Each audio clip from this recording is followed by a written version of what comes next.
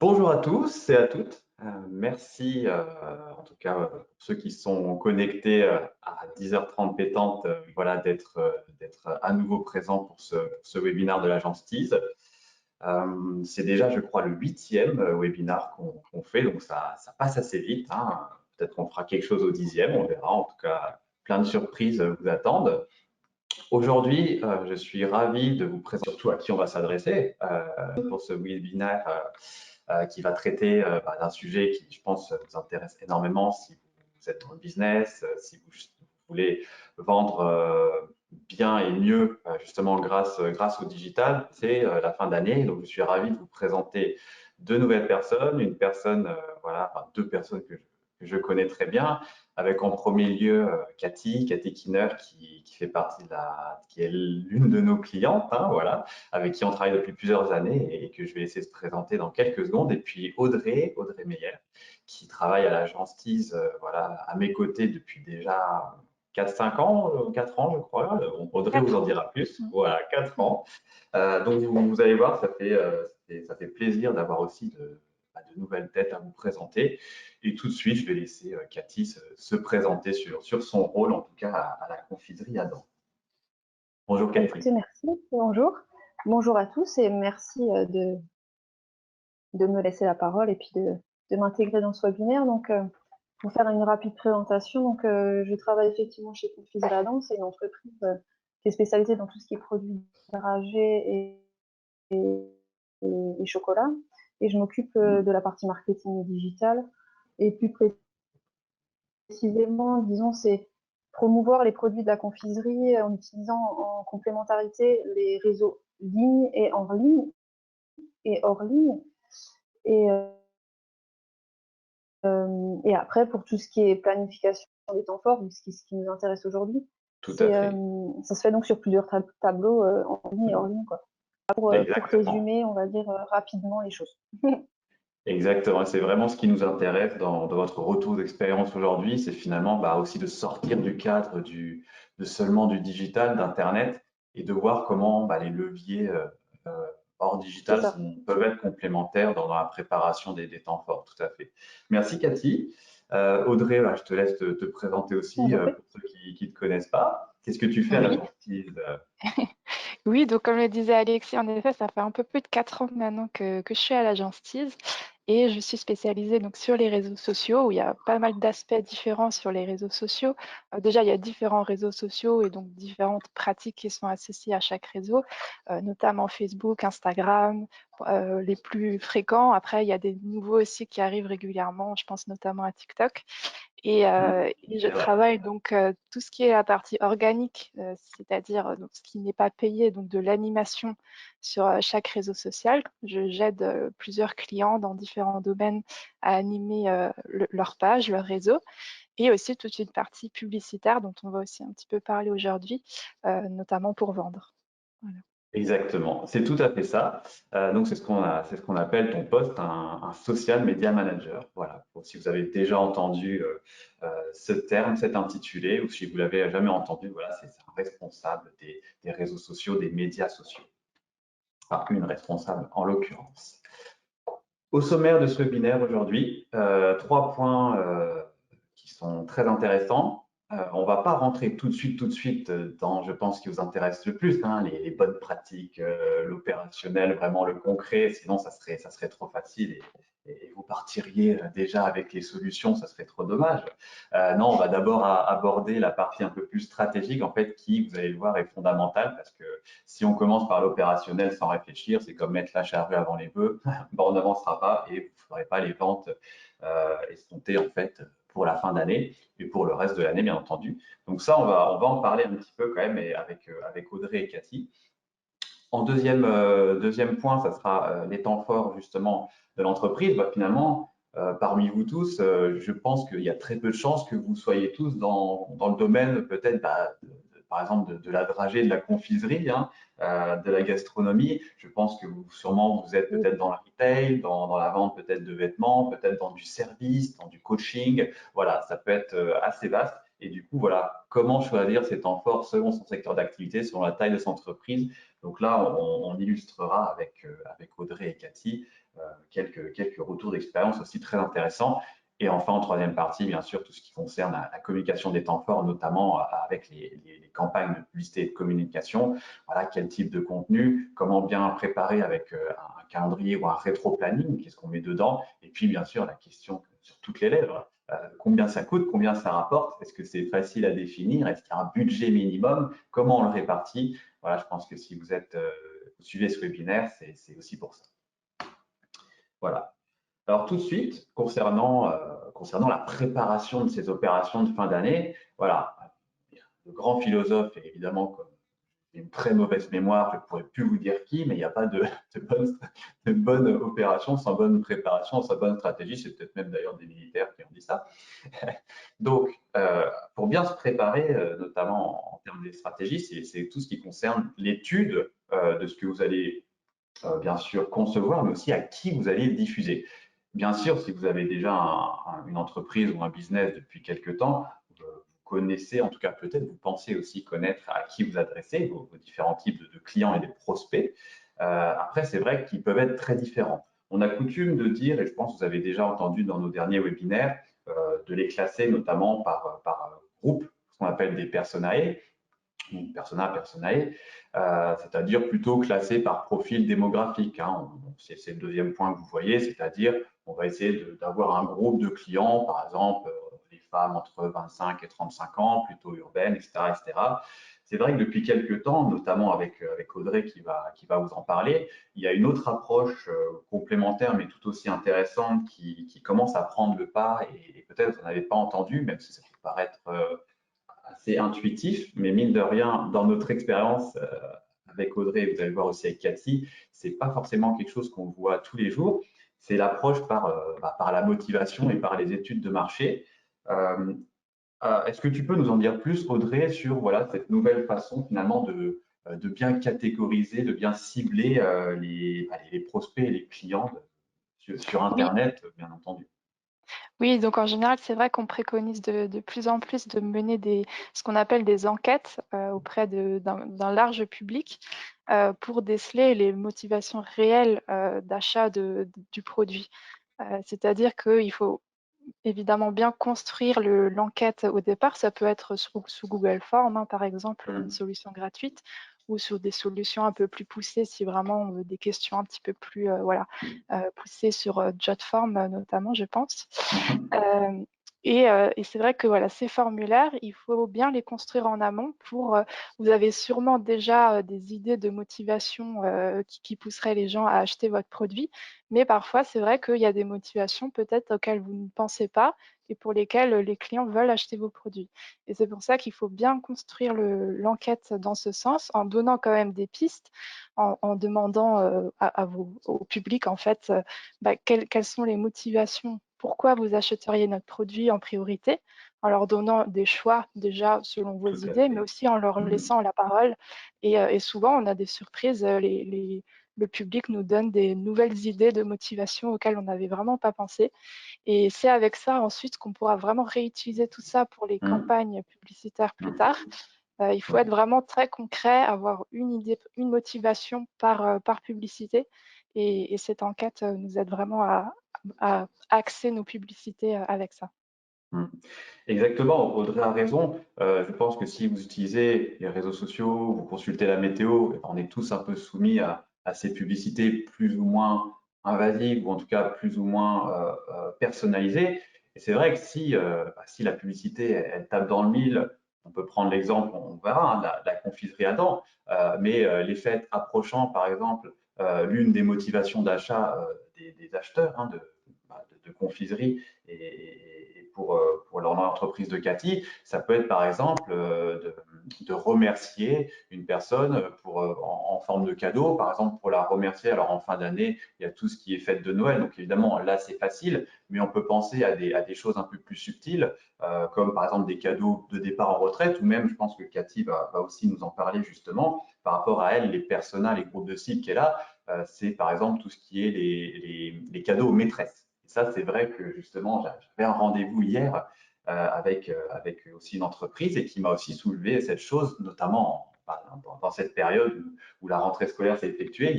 Voilà, on n'y pense pas forcément, mais de s'adresser aux parents d'enfants, plutôt jeunes enfants qu'on peut cibler sur Internet et en leur proposant un message personnalisé, en leur demandant, vous avez pensé au cadeau de la maîtresse, vous n'avez pas d'idée, voilà, on a une idée, la confiserie Adam a ce qu'il vous faut. Est-ce que vous confirmez, Cathy, quel est votre retour d'expérience là-dessus?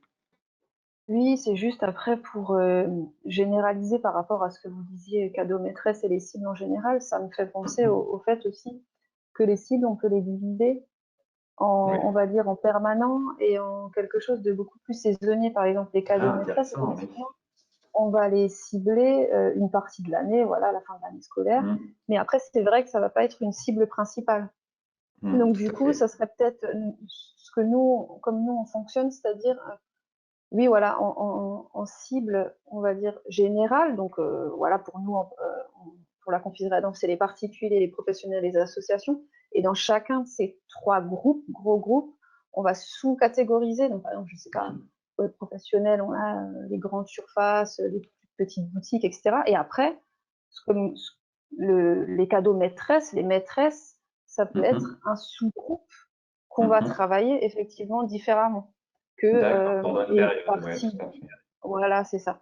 Et on va bien évidemment leur parler autrement et on va essayer de les connaître, voilà, de plus en plus via, différents outils, voilà, effectivement les retours clients, les statistiques de sites internet, les Mm, publicités, et c'est vraiment avec le temps que ça vient et qu'on apprend effectivement à connaître de mieux en mieux notre cible, nos sous-groupes et ensuite faire des personas qu'on va travailler, en fait, selon leur motivation. C'est ce qu'Audrey disait mm. par rapport effectivement, pourquoi pas mettre, en ligne un formulaire pour, cibler spécifiquement ces maîtresses-là à ce moment précis pour comprendre qu'est-ce qu'elles, enfin et encore, je pourrais même rajouter que les maîtresses, ce serait même pas c'est la cible, mais finalement, Mhm. c'est la cible secondaire parce que la cible Ouais, principale, c'est les parents d'élèves.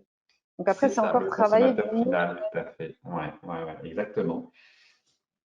et c'est Ouais. toutes ces phases d'analyse et d'enquête qui vont nous permettre d'arriver à affiner vraiment et à vraiment Mm, comprendre et toucher au mieux cette cible ou cette cible secondaire, en fait. tout à fait. En tout cas, c'est intéressant. Ce qui est bien aussi, voilà, c'est qu'on vous a donné quelques conseils, même quelques outils, hein. Audrey, par exemple, a parlé de Google Form ou de Jotform.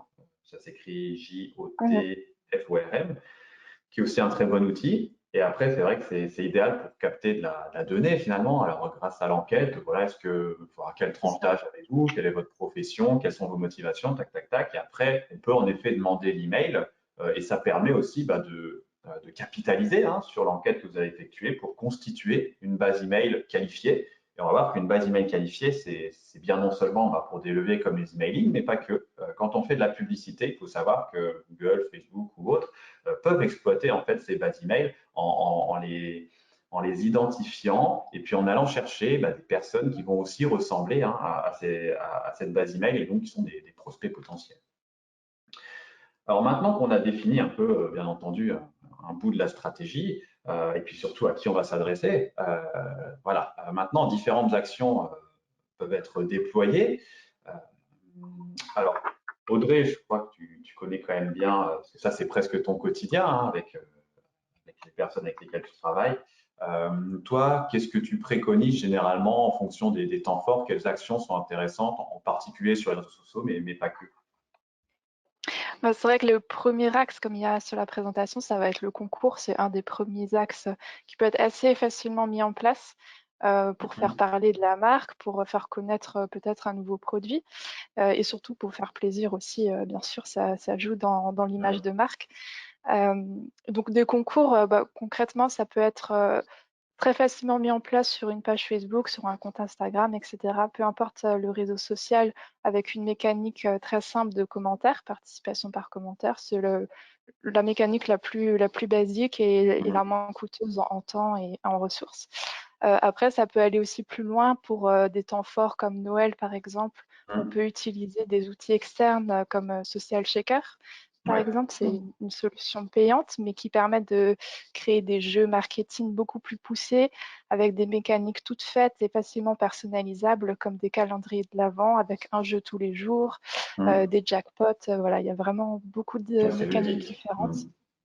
et très ludiques et interactives, en effet.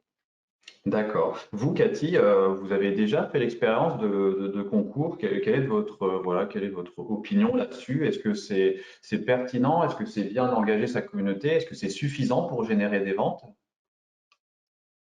Alors, nous, on a testé déjà plusieurs formules et disons que c'est vraiment, je dirais, ce qui est important, c'est à la fois de se fixer un objectif Oui, et de tester.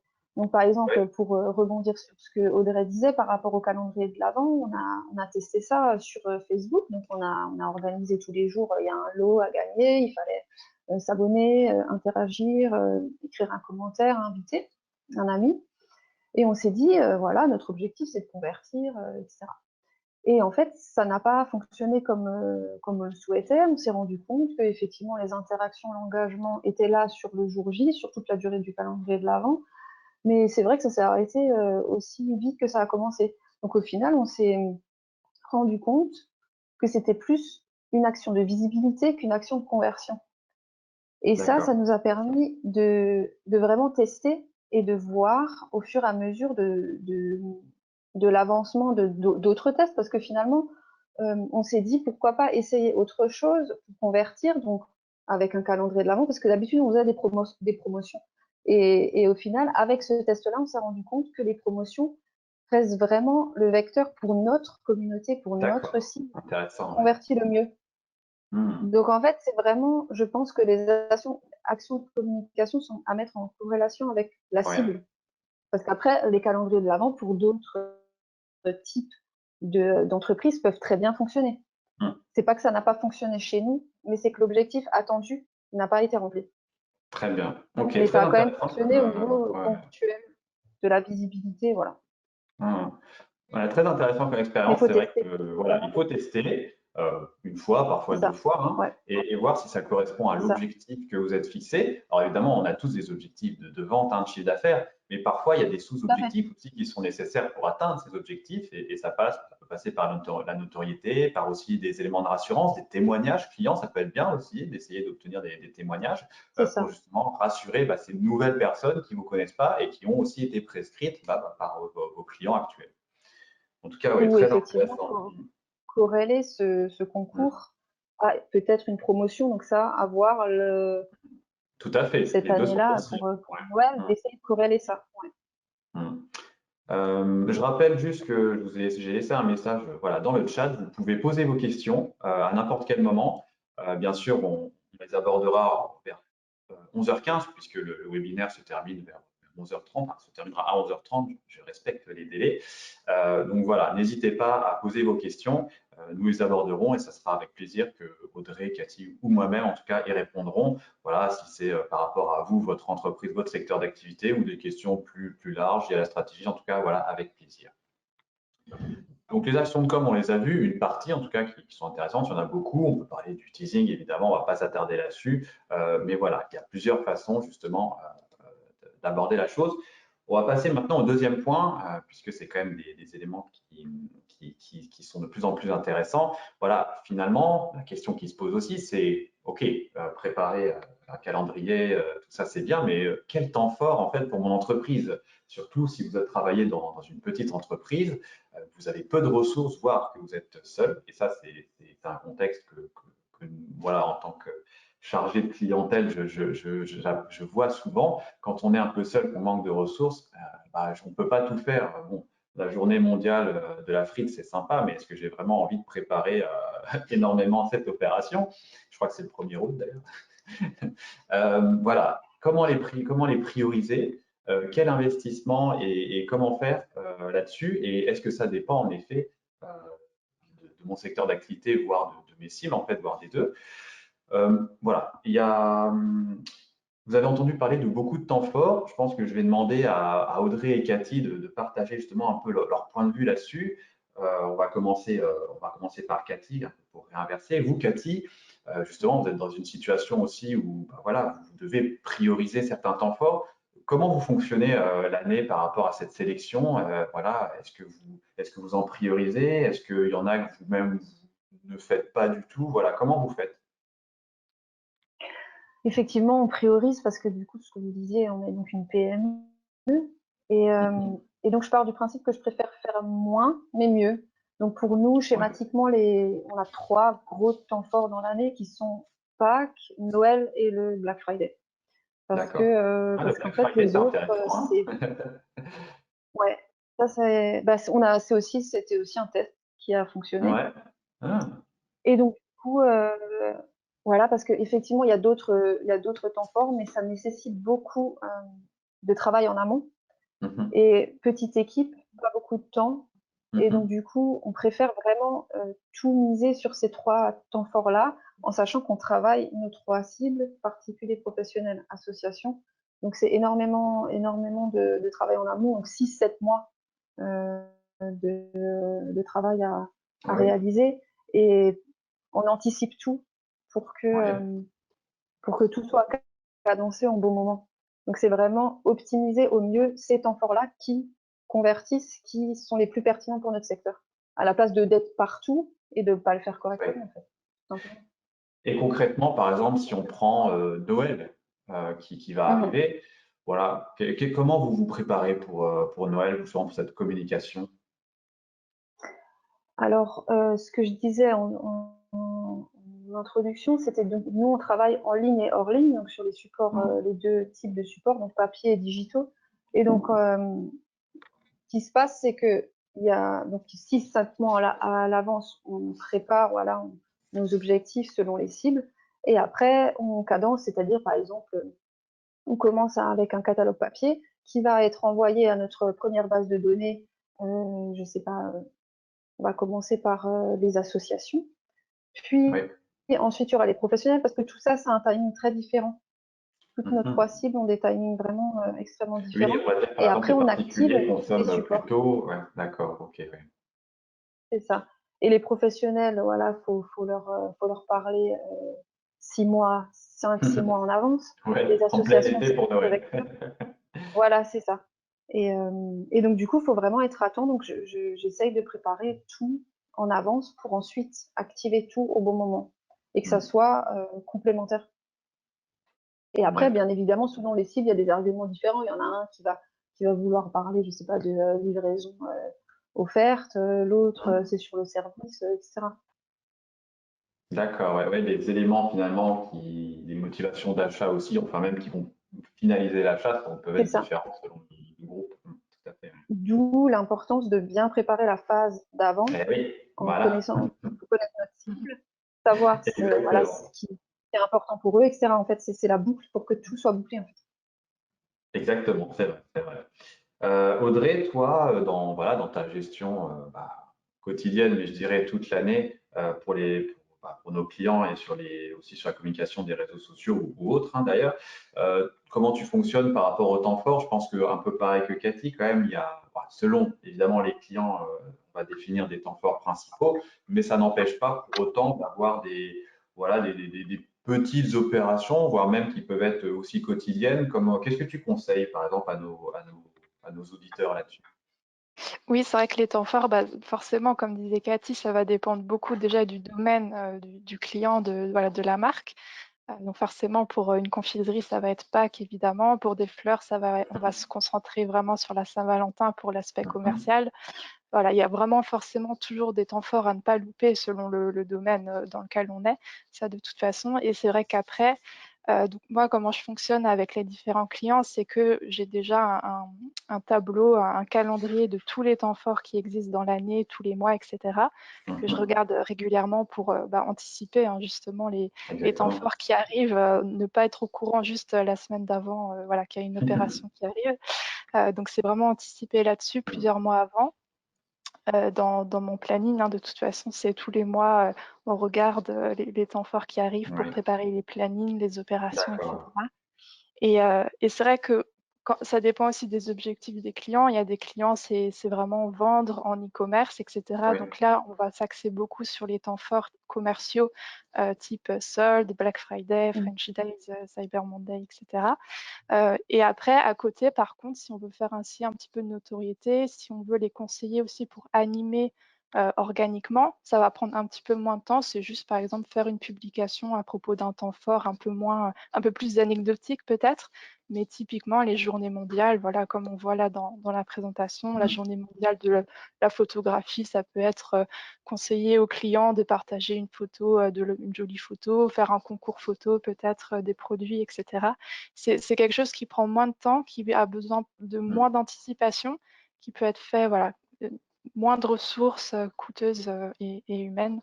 Et ça permet quand même aussi de leur donner des idées parce que souvent les entreprises sont demandeuses aussi d'inspiration pour animer Bien sûr. leurs réseaux sociaux parce que c'est pas toujours évident de Mm. toujours trouver quelque chose à dire.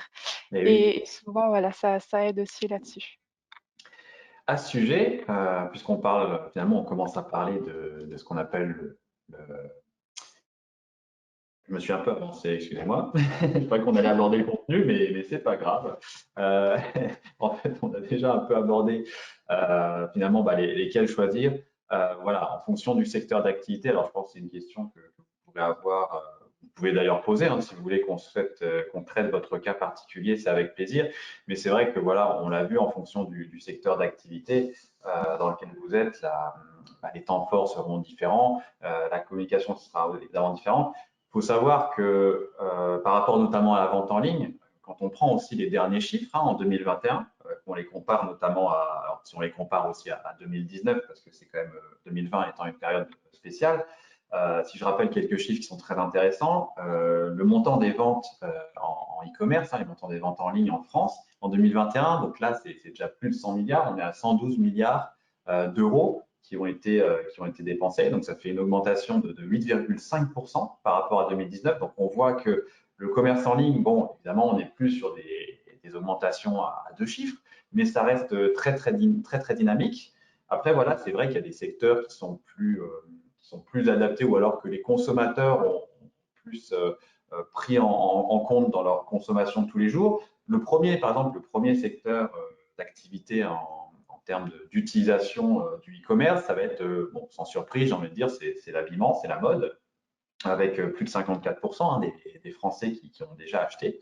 Après, c'est vrai qu'on retrouve des secteurs comme la culture, comme les produits cosmétiques et l'hygiène ou les jeux.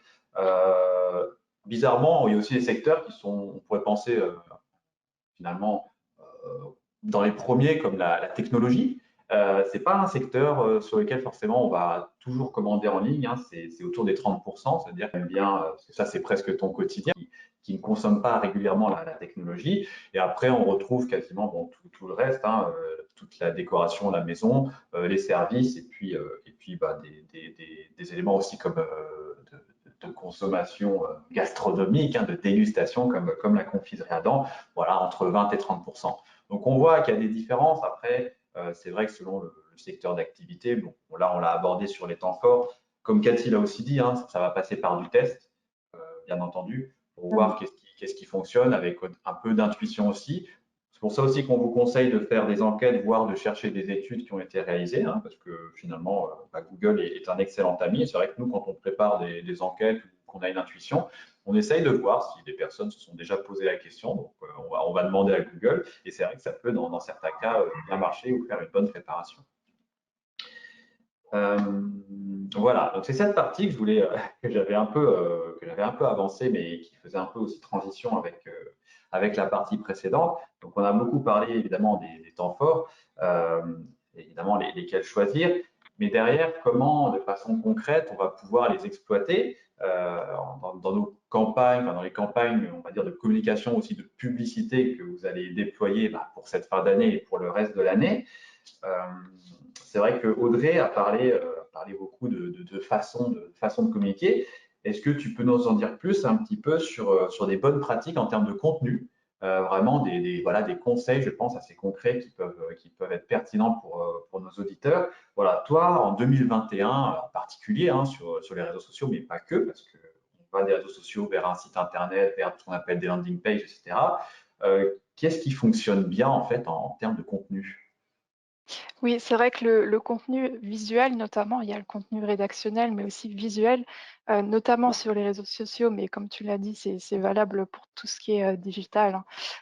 Mm. Le contenu visuel, c'est vraiment le facteur clé et qui est un petit peu souvent négligé, mine de rien, parce que Ah, on n'anticipe pas forcément de créer du contenu pour le temps fort sur lequel on va communiquer. Et c'est souvent dommage parce que le contenu visuel, c'est vraiment presque le plus important pour convertir, pour vendre derrière. C'est vraiment un aspect essentiel et c'est vrai qu'il faut tenir compte des différents formats, des mm. supports sur lesquels on va communiquer, du temps fort à propos duquel on va communiquer, pour avoir vraiment un visuel le plus pertinent possible, le plus qualitatif possible. Et c'est pour ça que c'est important de l'anticiper, de le prendre en compte dans son anticipation des temps forts, souvent parce que aujourd'hui, la vidéo, c'est vraiment ce qui prend le dessus sur les réseaux sociaux. Ah oui, Je pense que voilà, on s'en rend compte notamment avec ouais. l'émergence de TikTok, des stories sur tous Mm. les différents réseaux. On voit vraiment que la tendance est sur la vidéo. Et donc, pour créer une vidéo, souvent, ça prend Ouais, du temps, hein, forcément. Et donc, il faut exactement. vraiment l'anticiper. Concrètement, la vidéo, elle peut prendre plusieurs formes. Elle peut prendre des formes d'interview un petit peu au format brut, si Mm. les participants connaissent un petit peu ce format avec des Des sous-titres, petits vraiment reportages, ouais, avec les sous-titres. Mm. voilà, des questions très claires, des réponses Mm. très, très Dynamique. courtes. Mm. Voilà, c'est Mm. ça. Ça peut être des témoignages clients, des témoignages d'influenceurs qu'on peut Mm. reprendre si vous avez fait des relations influenceurs. C'est vrai que le premier axe, comme il y a, peut être, si vos produits s'y prêtent, des démonstrations, des tutos de vos produits, pour que vraiment voilà, le client voit comment est votre produit, comment l'utiliser. Il Mm. faut, voilà, faut vraiment que ce soit clair.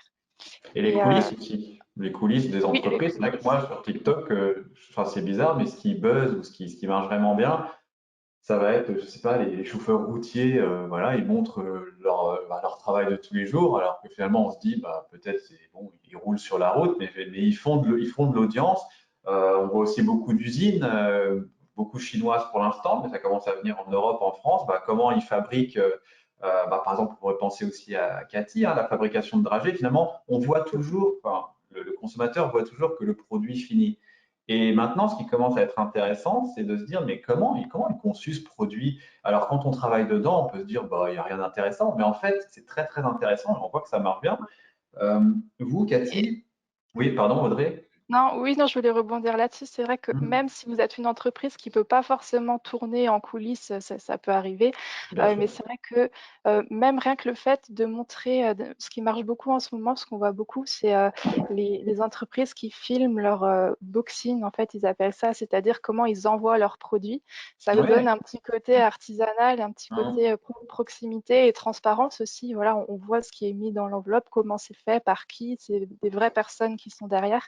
Et voilà, ça marche beaucoup ça en ce moment, en effet, oui. d'accord. Ouais, c'est des petits conseils finalement faciles à appliquer. Mm, mm. Vous, Cathy, par rapport voilà, aux différents types de contenus, donc évidemment, vous connaissez un peu tout ça, vous avez déjà essayé certaines opérations. Euh, Qu'est-ce qui a marché, qu'est-ce qui n'a pas marché par rapport à ça? Alors là, au niveau des contenus, nous, on fonctionne principalement sur des images fixes et sur des Mhm. vidéos. Effectivement, ça fonctionne relativement bien. Mais après, parfois, on fait des tests selon nos cibles, hein. On en revient toujours à Oui. cette magnifique partie des cibles qui est importante. Euh, Donc, par exemple, on avait testé donc on a une cible association où on a un catalogue qu'ils peuvent télécharger. On avait fait une landing Mhm. page avec des trucs, voilà, Ah oui. tout un parcours client, etc., avec des clics à faire, avec Mhm. des images carousel pour leur expliquer le fonctionnement et tout ça. Mhm. Et en fait, ça n'a pas marché du tout. Et Oui, donc, ça on s'est arrive, dit, hein, bon, c'est le principe du test, hein, ça ne ouais, marche pas tout le temps, heureusement, on aurait plus de métier. et, et c'est pour ça, on s'est dit, bon, ben alors, voilà, peut-être, effectivement, on va tester ça autrement. Donc, on va l'année Mhm. suivante, on va tester un autre format, on va peut-être pas faire de landing page, on va faire une image Mhm. fixe, nanani. Ben, ça n'a de nouveau pas fonctionné. Donc là, on revient à la phase de départ avec notre cible qui est réceptive à Mhm. certains types de contenus et d'autres non. Parce que sur d'autres Ouais. cibles, ça fonctionnait. Mhm. Donc, on s'est dit, ben, on va reproduire et ben, ça n'a pas fonctionné. Donc, on est reparti sur notre fonctionnement de départ, c'est-à-dire les mailings. Parce que D'accord. notre cible association est beaucoup plus Voilà. réceptive aux mailings. Et Ouais. après, on a d'autres types de clients Ah ouais. qui, eux, sont plus réceptifs à tout ce qui est presse locale, sur Ouais, du ouais. papier, Oui, c'est vrai, tout à sur fait. du spot radio. Mm. Et donc, c'est là qu'on en revient à cette complémentarité en ligne et Ouais. hors ligne. Parce que on a déjà fait des publicités où on avait un premier vecteur qui était la presse locale, qui Mhm. ensuite on a basculé sur une campagne de publicité en ligne qui Mhm. ramenait en géolocalisation au magasin, Voilà. parce qu'on a un Ouais. magasin également. Donc en fait, Voilà. tout ça, faut mettre tout ensemble et on en revient toujours à cette fameuse phase de test. Et après, on a aussi, on travaille avec vous, donc avec Tease, et donc Oui, on c'est vrai. apprend aussi grâce à vous, à part le biais effectivement de votre expérience à vous, ça nous aide aussi, parce qu'il y a certaines choses qu'on peut reproduire d'un secteur d'activité à l'autre, d'une cible à l'autre, et d'autres non. Et en fait, c'est vraiment à ajuster. Et ce qui est bien, pour tout ce qui est publicité digitale, pour tout ce qui est contenu digital, on a les résultats instantanément, plus Ouais, ou c'est moins, et vrai. on peut plus ou moins arrêter les choses presque d'une minute à l'autre. C'est ça, Donc, c'est exactement. ce qui nous permet d'être réactifs et de tester plus ou moins des contenus assez rapidement et de voir les retours, alors qu'effectivement, tout ce qui est hors ligne, c'est peut-être un petit peu plus complexe à ce niveau-là, Mm. au niveau du Ok, test et mais du retour. Voilà. très intéressant. C'est vrai qu'on n'en parle pas assez. Et puis même nous, en tant qu'agence digitale, même si on ne fait pas que ça, le fait d'aborder ce qu'on appelle du omnicanal, du multicanal, c'est-à-dire d'être présent en Mhm, termes de c'est communication ça. autant sur de nombreux leviers qui en fait sont plus forts ensemble, sont plus forts de façon complémentaire. Ça, c'est vrai que c'est pour nous et pour nos auditeurs un retour d'expérience qui est très précieux. Vous avez parlé des résultats, de la mesure des résultats. Ça, c'est le dernier point qu'on va voir ensemble parce qu'évidemment, c'est bien beau de déployer toutes ces opérations, toutes ces Mhm. astuces, mais si on ne sait pas ce que ça rapporte, finalement, on fait que la moitié du chemin, c'est dommage. Avant de parler des résultats, on va aborder finalement aussi un outil alors, que vous pouvez connaître, je pense, sous différents noms. Alors, nous, on l'appelle rétro-planning. Ça peut être un calendrier, un plan d'action, un agenda. En tout cas, voilà, vous pouvez l'appeler comme vous voulez. Euh, Par rapport à ce rétro-planning qu'on a un peu abordé tout au long de ce webinaire, je pense que justement, je vais interroger Cathy et Audrey sur leur façon de le concevoir, sur leurs bonnes pratiques. En tout cas, c'est sûr qu'il y a des éléments qu'on va retrouver de façon indispensable dans ce rétro-planning. Alors évidemment, une vue calendaire, une vue sur l'année, une vue sur plusieurs mois, que ce soit glissant ou pas, en tout cas pour bien avoir une visualisation. Et comme l'a dit Cathy, quand il faut préparer 6 mois à l'avance, par exemple pour les cibles professionnelles, c'est sûr qu'on a besoin d'avoir cette vue et d'anticiper. C'est aussi ce qu'avait dit Audrey. Après, il y a évidemment les différentes offres qu'on va proposer, qui peuvent être plus ou moins saisonnières, qui peuvent ne durer que quelques jours ou alors plus longtemps. Voilà, et puis évidemment les leviers qu'on va activer. Alors, Audrey, toi, par rapport justement à ce rétro-planning, est-ce que tu as des conseils dans cette élaboration? Voilà, est-ce que par exemple de base, est-ce qu'un simple fichier Excel suffit? Voilà, comment toi, un peu par rapport à nos clients, tu te débrouilles? Est-ce que aussi c'est quelque chose qu'on va co-construire avec Un compte Instagram. avec nos clients? Comment tu fais? Oui, c'est vrai qu'à la base, comme je l'avais dit un petit peu avant, on a un calendrier déjà des temps forts. Donc Oui, qu'on déjà, conçoit. ce qui nous permet de voir plusieurs mois à l'avance sur quel temps fort on va se placer. Donc on demande forcément au client ce qui l'intéresse ou pas au niveau des temps forts sur lesquels il veut se placer. On peut faire des petites préconisations. Et en effet, à ce moment-là, comme je disais avant, il va falloir vraiment anticiper la production de visuels si c'est nécessaire. Pour même au niveau du fond, donc, les visuels, c'est plus la forme, mais au niveau du fond, on va s'appuyer sur ce qu'on a fait avec l'enquête auprès des consommateurs pour vraiment mettre en avant quels arguments finalement mettre en avant en priorité par rapport aux motivations qu'on a décelées de l'enquête. Et ensuite, on va Oui, planifier tout ça, voilà, tout simplement. Et ce qui est vraiment important aussi, c'est si vous vous lancez dans la création de campagnes publicitaires, que vous n'en avez pas encore fait avant, c'est vraiment de vérifier bien en amont tout ce qui est configuration des trackings, etc. Parce que ça peut être parfois un petit peu laborieux, voilà, ça peut prendre du temps à mettre en place. Donc vraiment bien mettre en place ça, demander à un prestataire, voilà, si c'est un peu compliqué pour vous. Mais c'est vrai qu'il faut avoir des trackings sur votre site pour pouvoir mesurer les résultats et pour avoir des campagnes optimales. Et dans cet axe-là aussi, dans cet objectif-là, ce qu'on conseille aussi, c'est de ne pas forcément attendre le jour J de l'offre ou du temps fort pour lancer les campagnes. Ce qu'il faut savoir, c'est que notamment sur les réseaux sociaux, ce que moi je connais le mieux, il y a Oui, toujours une phase d'apprentissage oui, de la plateforme. Et si vous lancez le jour J, si vous lancez même une semaine avant Noël, les ouais. campagnes ne vont pas être optimales, ne vont pas être performantes en une semaine. Donc c'est vraiment dommage de passer autant de temps, de passer 6 mois peut-être à préparer l'opération et de lancer au dernier moment la campagne publicitaire et finalement de ne pas avoir du coup les résultats attendus. Mhm. Et Donc, ok. en Donc, fait, si du coup, oui, pardon, vas-y, oui. euh, ce qu'on conseille souvent, c'est de débuter déjà des campagnes au moins un mois minimum avant. Donc, sans Mhm, forcément parler de l'offre, hein, forcément, parce que l'offre ne sera mhm, pas encore en place, mais faire des campagnes un peu plus globales pour déjà tester un petit peu les contenus que vous avez, vos mhm. rédactionnels, vos audiences, etc. Ah, ouais. Voilà, c'est voilà. D'accord, pour être prêt, voilà, pour être prêt pour l'opération, pour le D-Day, hein, pour l'opération, pour le débarquement. En fait, Voilà. voilà, il y a aussi besoin de se préparer. Alors, quand tu parles de tracking, c'est vrai que je ne sais pas si tous nos auditeurs comprennent ce mot, mais on va entendre La plus basique et la moins. qu'on va mettre notamment soit sur le site internet, bon, soit sur les réseaux sociaux, pour en fait mesurer, mais pas seulement mesurer, en fait, ça va analyser les différentes données, c'est-à-dire comment les internautes vont cliquer sur les publicités, toutes ces données en fait qu'on va accumuler. C'est pour ça que tu conseilles d'avoir quand même une phase d'apprentissage pour savoir quel type de format marche. Est-ce que c'est en effet du visuel fixe, de la vidéo, une vidéo carrée, une vidéo en story, un carousel, donc c'est des petites images superposées. Est-ce qu'on doit afficher le prix, pas afficher le prix? Voilà. Et ça, en fait, c'est vrai que ça va envoyer des signaux de la donnée. Bon, bah voilà, à Facebook, à Google, etc. Et eux, en fait, vont mouliner tout ça et vont dire, OK, on sait ce qu'il y a de mieux, on va le diffuser ce qu'il y a de mieux. Et du coup, ben, pour Noël, on sait ce qui va être le mieux. Et du coup, ça sera tout bon pour Noël ou pour Pâques, etc. Voilà, d'accord. Vous, Cathy, comment vous faites, vous, Après, ça peut aller aussi plus loin. d'Audrey, voilà, qu'est-ce que vous faites? C'est un peu différent tout en étant identique dans le sens où Mhm, mon rétroplanning est beaucoup plus opérationnel dans le sens où il me sert en fait comme outil pour savoir où j'en suis. Donc c'est effectivement la vision calendaire, donc on a un côté calendrier et de l'autre côté toute une partie avec les différentes campagnes que j'appelle campagnes, c'est-à-dire temps fort, Noël, Pâques, Black Friday, que sais-je.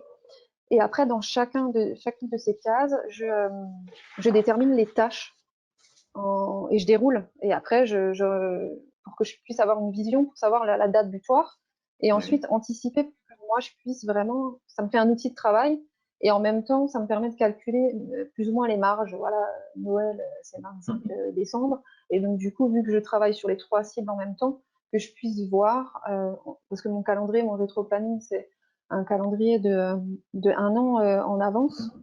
Mais et oui. après que je puisse intégrer, parce qu'au bout d'un moment, après, forcément, on s'y perd, et que je puisse cadencer et intégrer aussi, vous intégrer, c'est-à-dire l'agence qui Les s'occupe partenaires, oui, bien entendu, oui. voilà, c'est ça. Et pour planifier les choses au mieux, pour que je puisse, parce Mhm, qu'effectivement, si j'en sais rien, on met des nouveaux produits et j'ai pas mis la tâche parce que j'ai réfléchi ça là, il y a 6 mois et je me dis pas, ah ben faut que j'envoie un mail, j'y pense pas forcément parce que vu mhm, que je suis sur d'autres choses en même temps et que j'active d'autres éléments. Et après, mhm. en parallèle de ce rétro-planning, j'ai tout ce qui est automatisé, une sorte de, Ah, voilà, tout ce qui est planification Facebook.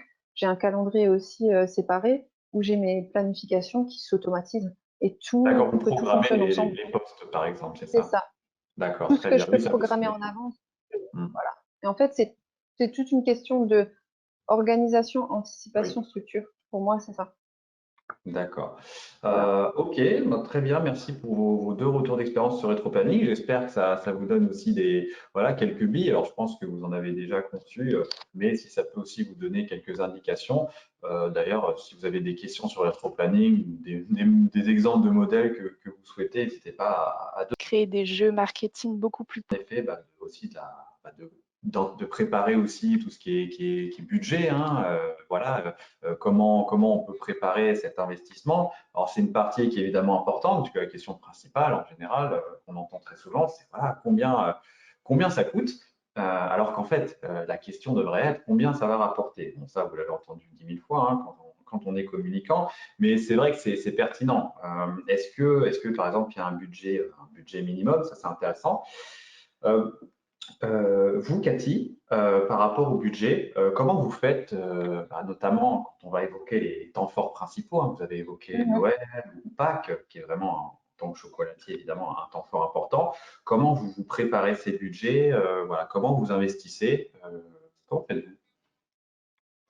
Bah, c'est ce que vous disiez, c'est vraiment, nous, on se pose la question dans l'autre sens, c'est combien ça va rapporter. Donc après, on a effectivement des temps forts. On va prendre l'exemple de Pâques parce que c'est notre plus grand temps fort de l'année. Et après, bah, on teste, c'est-à-dire qu'on engage un certain budget, donc journalier. Donc par exemple, si on prend les publicités sur digital, ça peut être des petits budgets, 5-10 € par jour. Et, Mhm. et après, euh, selon les retours de ces campagnes-là, on augmente les budgets ou on les arrête. Et D'accord, donc après, presque au jour le jour, c'est on ça, corrèle. ou Donc, semaine par semaine? concrètement, dire ça marche ou pas, est-ce que ça se répercute? Oui. Comment? Oui, ça peut Oui, je être me vraiment au jour demandais. le jour, D'accord. selon, Oui, je vous écoute. c'est selon en fait ce que ça nous rapporte. Donc finalement c'est toujours la même chose. Quel est notre objectif? Donc là, si on prend par exemple une campagne de Pâques sur le site internet, notre objectif c'est des commandes.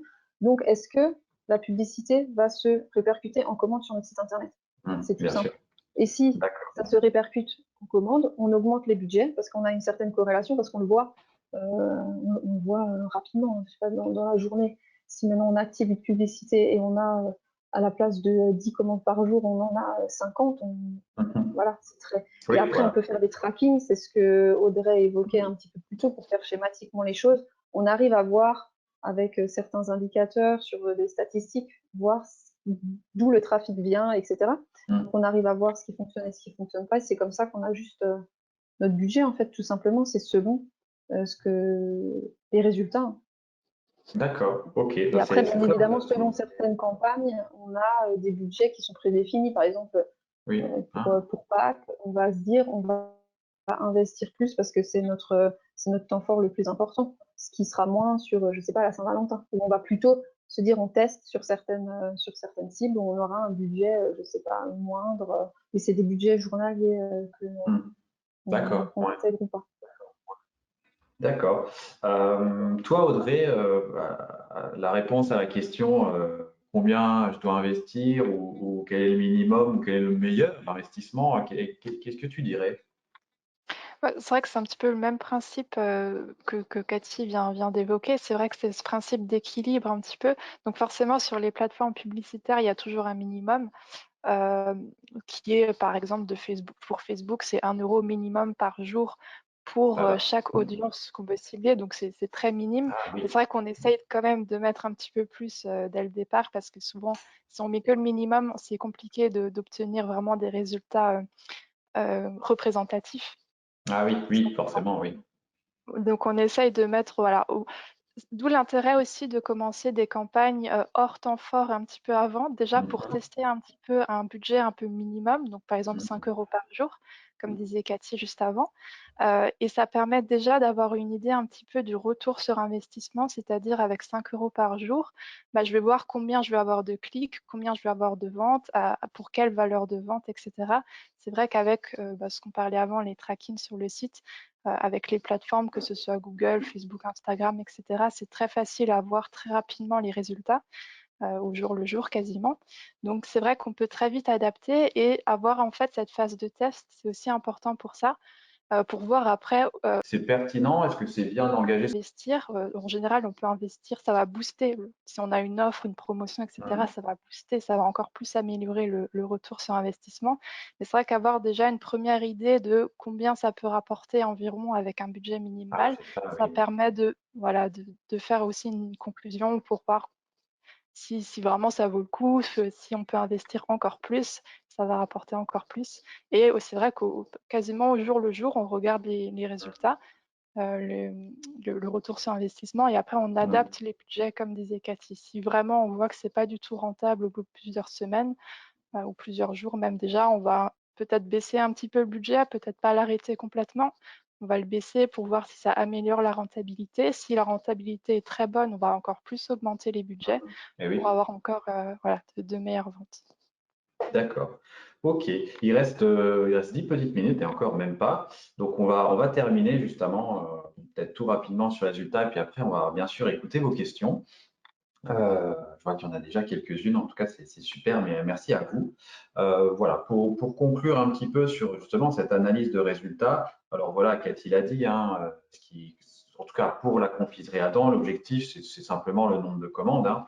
Voilà, il y a certes des objectifs secondaires, mais vous, c'est vraiment des ventes avec attention. C'est aussi, nous, ce qu'on préconise, je pense, Audrey, par rapport à la majorité de nos clients, en Oui. tout cas qui ont plutôt, on va dire, des produits facilement identifiables à vendre. C'est vrai que c'est plus compliqué quand on est soit dans des produits à haute valeur, dans, je sais pas, 1000 euros, 2000 euros, il y a un cycle de vente qui est plus complexe, ou des produits ou services qui sont pareils, plus complexes, mais plutôt à comprendre, à vendre, des formations, des choses comme ça. C'est vrai que la mesure des résultats peut être différente.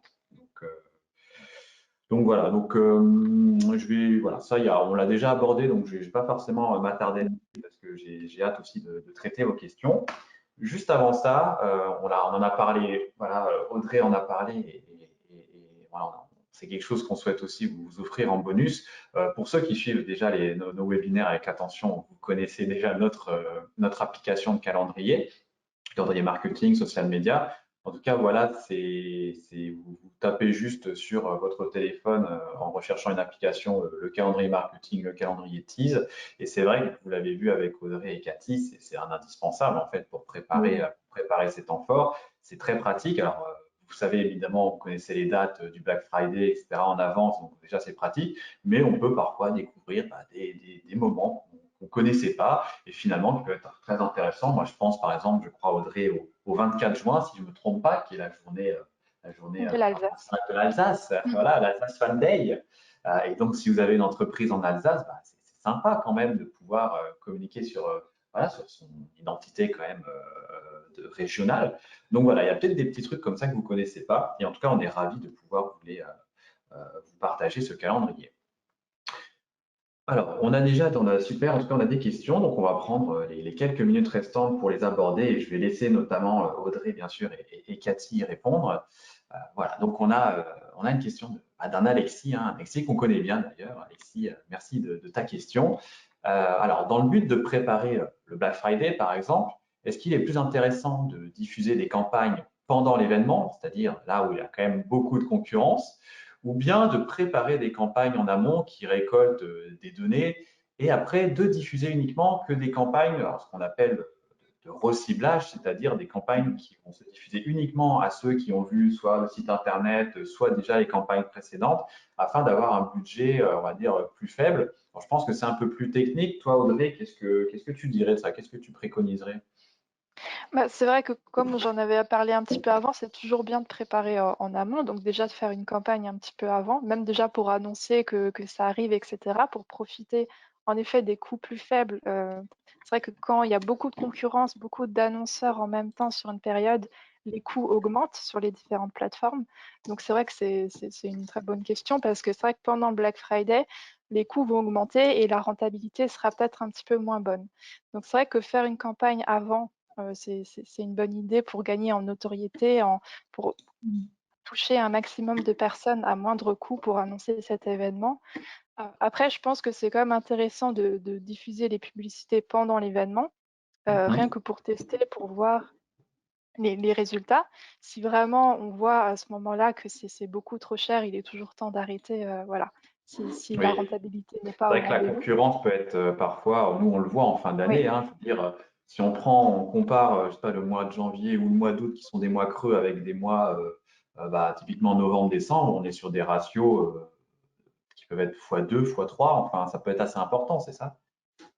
Oui, c'est ça. Mais c'est vrai qu'en même temps, les consommateurs consomment aussi beaucoup Eh plus pendant oui. cette période. Donc, c'est quand même Oui, intéressant d'être présent à ce moment-là. Ce serait dommage de louper l'événement. Et c'est vrai que pour la dernière partie de la question, faire une campagne de reciblage, il me semble, c'est c'est ça. ça, bah, c'est aussi très, en effet, très Ça marche intéressant bien, à faire. ça. Mm. Voilà. Donc, que ce soit le reciblage ou même reprendre cette audience des personnes qui ont vu les publicités pendant Black Friday ou Mhm. qui ont cliqué, etc. et d'en faire une Mhm. audience similaire, c'est-à-dire, par exemple, Mm. Facebook notamment peut trouver des personnes qui ressemblent aux Mm. personnes qui étaient intéressées par Voilà. votre opération. Et même pour vos campagnes, après, tout le long de l'année, pardon, ça peut en effet être très intéressant.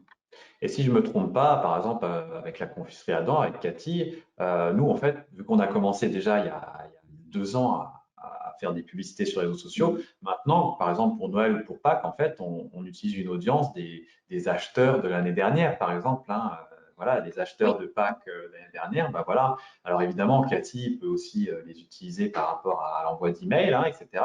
Mais c'est vrai que sur les réseaux sociaux, pour diffuser de la publicité, on est capacité de les identifier. Alors pas un par un, on ne peut pas dire c'est Martine ou voilà, c'est Jacques, c'est Pierre. Par contre, Facebook peut diffuser de la publicité à ces personnes. Donc ça, c'est une forme de reciblage aussi. Mm. Surtout quand c'est des Mhm. produits comme ça récurrents, comme des chocolats qu'on peut acheter tous les ans. Hmm. Évidemment, s'ils ont aimé les chocolats la première année à Pâques, Ah bah, ils ils les ont sont aimé. plus Hein. susceptibles d'en racheter l'année prochaine. Donc ça dépend encore une fois du produit, etc. à vendre, mais c'est vrai que suivant vos produits, ça peut être très très intéressant. Ok, alors il reste encore deux, trois questions. Je ne sais pas si on pourra toutes les aborder. Alors une question plus pratico-pratique d'Alexandre qui nous demandait est-ce que voilà, ce webinaire sera disponible si vous avez loupé certaines parties ou si vous voulez tout simplement écouter les conseils d'Audrey et de Cathy pour préparer vos temps forts. Alors oui, puisque vous êtes inscrit au webinaire, vous recevrez par email la vidéo. Et puis nous, on va aussi la mettre en ligne sur notre chaîne YouTube, la chaîne de l'agence. Donc voilà, vous pourrez consulter notre chaîne YouTube d'ailleurs, sur laquelle vous trouverez nos webinaires précédents qui sont toujours d'actualité, très pertinents. Et voilà que si vous avez un peu de temps, je vous invite à écouter avec attention. Une autre question, alors peut-être plus pour Cathy, puisqu'elle a aussi, elle a aussi pas mal d'expérience là-dessus. Finalement, dans ces temps forts, on a parlé beaucoup d'offres. Et c'est vrai que vous, Cathy, vous avez souligné que les offres étaient quand même l'un des éléments qui permettaient d'atteindre le mieux, en tout cas vous, vos objectifs principaux. Est-ce que quelles sont, vous, d'après votre expérience, les offres les plus attendues par les consommateurs ou les plus efficaces? Voilà, alors, en termes d'offres, on peut parler de livraison gratuite, on peut parler de réduction, on peut parler d'un programme ambassadeur. Voilà, je ne sais pas, qu'est-ce que vous pouvez nous dire là-dessus de ce qu'il y a de mieux ou de ce qui n'a pas marché, hein, bien entendu. Pour nous, ce qui fonctionne le mieux, c'est la promotion. Après, effectivement, donc promotion, par exemple, pour donner un exemple, pour le Black Friday, on avait fait 30%. Et Ah oui, c'était ouais, et donc du coup ça a bien fonctionné. Donc c'est la remise immédiate, d'accord. Ouais. sur le voilà le produit. Après, on a aussi tout ce qui est effectivement livraison, parce que la livraison, c'est un frein. Ah oui. C'est-à-dire que le fret de port, effectivement, ça peut empêcher la vente, ça Ouais. peut freiner certains consommateurs. Donc, proposer une livraison gratuite, ça nous a aussi permis de faire certaines ventes supplémentaires. Hmm. Et, euh, et après, au niveau des actions, on a aussi déjà testé un acheté, un gratuit. Ah oui. C'est une Hmm. certaine forme de promotion aussi, Hmm. qui a relativement bien fonctionné. Euh, oui, en fait, mais ce qui fonctionne le mieux, c'est la remise immédiate qu'on peut activer selon certaines catégories de produits aussi. Oui, c'est vrai. Après, on a les campagnes Black Friday, les soldes, mais après, on peut l'activer aussi sur certaines catégories de produits pour pouvoir animer notre audience, en fait, de certaines manières, d'avoir finalement, c'est pas d'inventer des temps forts, mais parfois dans l'année, on a certains creux. Hmm. Et voilà, il y a des moments où effectivement les commandes, par exemple en été, il y en a beaucoup moins. Et donc on peut tenter d'animer notre communauté via ces biais-là. Donc sur certaines Hmm. catégories de produits, j'en sais rien, les produits 100% caramel Oui. sont en promotion. Voilà. Et ça fonctionne relativement bien. D'accord. Très intéressant. Bon, il y avait d'autres questions, mais il est 11h30 et comme je vous l'ai dit, la ponctualité est importante. En tout cas, merci beaucoup à vous tous, hein, chers auditeurs, d'avoir suivi avec attention ce webinaire. Évidemment, un grand merci à Cathy de la confiserie Adam, voilà, d'avoir accepté notre invitation à partager son expérience, enfin, ses expériences en tant que responsable marketing et digital aussi, hein, de la confiserie. Je vais laisser voilà, quelques mots à Cathy Audrey. Merci beaucoup à Audrey, évidemment, qui est ce social media manager à l'agence Tease. Pareil pour ses retours d'expérience. Alors, c'était très intéressant parce qu'on a d'un côté annonceur avec Cathy, de l'autre côté agence. C'est vrai que finalement, on a vu que c'était deux points de vue, alors certes avec des différences, mais quand même très complémentaires, parfois assez identiques. Alors, peut-être qu'il y a l'influence de Tease là-dessus, et c'est ce qu'on souhaite aussi, puisque voilà, c'est des opérations, on a vu que certaines marchaient, d'autres ne marchaient pas, donc tout est dans l'apprentissage. Voilà, donc je voulais vraiment vous remercier. Je vais laisser les mots de la fin à Cathy et à Audrey. Voilà, et je vous remercie vraiment beaucoup à toutes et à tous. Cathy, je vous laisse enchaîner. Écoutez, merci à Audrey et Alexis pour m'avoir permis de participer à ce webinaire. Et je remercie également les participants pour leurs questions et puis leur attention. Et puis au plaisir de se retrouver sur d'autres plateformes. Et oui, Merci. bien sûr. Merci Cathy. Merci Cathy aussi d'avoir accepté cette invitation. C'est vrai que c'était très intéressant même pour nous d'avoir un retour d'expérience plus hors digital, hors numérique. Et ouais, c'était vraiment très intéressant. Et puis merci à tous. Merci à toutes et à tous et je vous souhaite une bonne journée, une bonne semaine et bien sûr retrouvez-nous sur notre site tis.fr, sur notre chaîne YouTube, sur les réseaux sociaux et bien sûr si vous avez une petite faim ou envie de faire des cadeaux, je vous invite à aller sur la boutique en ligne de la confiserie Adam. Voilà, vous pourrez préparer Halloween, vous pourrez préparer le Black Friday. Voilà, Cathy a dit qu'il y aurait peut-être quelques offres, peut-être même moins 30%. Donc voilà, je ne sais pas, mais ça peut être intéressant. Bien sûr, Noël, voilà, Pâques l'année prochaine. En tout cas, voilà, n'hésitez pas à y aller. Et à très bientôt. Au revoir à tous. Au Au revoir. revoir.